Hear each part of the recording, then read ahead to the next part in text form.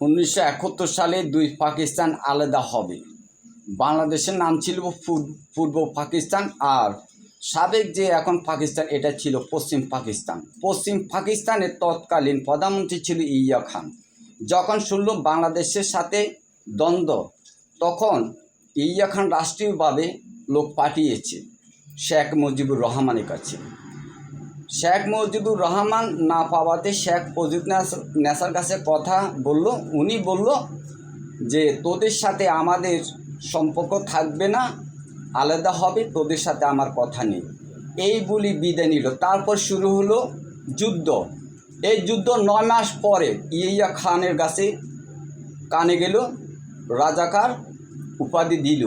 তখন ইয়া খান বলল, খাঁটি মুসলিম কখনো মায়ের ইজ্জত বোন ইজ্জত নষ্ট করতে পারে না। এখানে পাশের রাষ্ট্রের শেখ মুজিবুর রহমান যাদেরকে জায়গা দিয়েছে তাদের মধ্যে মায়ের ইজ্জত কেড়ে নিয়েছে। এই কথার বাঘাবাগি নিয়ে ইয়া খান লাস্টে 20 ডিসেম্বর রাজনীতি থেকে ত্যাগ করে।